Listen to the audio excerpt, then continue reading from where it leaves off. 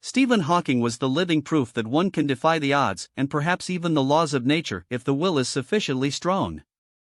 He was a masterclass in the chi power of the mind, demonstrating how to turn tragedy into a blessing and use disability as an engine for greatness. Diagnosed with ALS, motor neuron disease, at the age of 21, doctors gave him just 2 years to live. He defied that biological sentence for 55 years, passing away on March 14, 2018. In the world of feng shui personality analysis, this level of perseverance is the hallmark of strong mental energy, unyielding, sharp, resilient, and capable of cutting through the densest obstacles. Making science hip at Cambridge. Hawking didn't just contribute to the world of physics, he made it accessible. His seminal work, A Brief History of Time, sold over 10 million copies, appealing to anyone aspiring to understand the Big Bang or the nature of black holes. For those of us who attended Cambridge during his tenure, Hawking was a local legend. Even if you weren't studying applied mathematics or theoretical physics, you made it a point to understand his theories on baby universes just in case you bumped into him in a college hall. He sat at the high table as a resident fellow, a celebrity academic who made science feel like essential dinner table talk. He became more famous for thriving against the odds than for the work itself, earning as much respect from his fans as he did from his peers.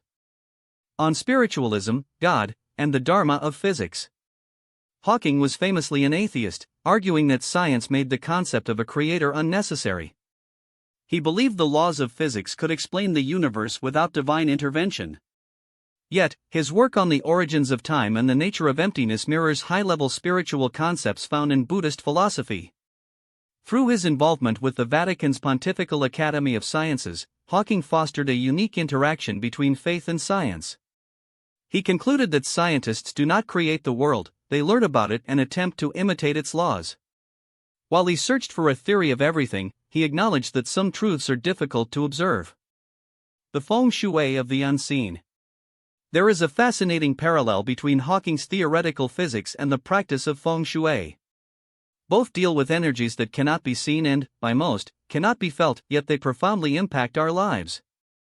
Hawking's theories on black holes were often criticized by the Nobel Committee because they were theoretical and difficult to observe. Similarly, feng shui relies on centuries of observational data regarding how environmental qi affects human success. As we move into an era of higher intelligence and new technologies, we may eventually find the mathematical formulas that quantify these subtle energies, bridging the gap between Hawking's theory of everything and the laws of spiritual harmony. The significance of the departure. The timing of Hawking's passing was a cosmic coincidence that many viewed as symbolic.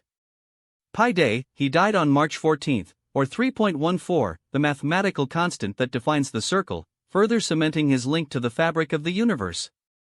Einstein's birthday, he passed on the 139th anniversary of Albert Einstein's birth, representing a symbolic passing of the torch in the cycle of scientific wisdom. A legacy of hope. Hawking's life was an argument against despair. On the subject of euthanasia, he once said that while victims should have the right to end their lives, it would be a great mistake. He believed that no matter how bad life seems, there is always something you can do and succeed at. While there is life, there is hope, he reminded us. He proved that you don't need a fully functioning body to achieve greatness, you only need the right attitude. If that isn't the ultimate manifestation of high vibration qi, then nothing is.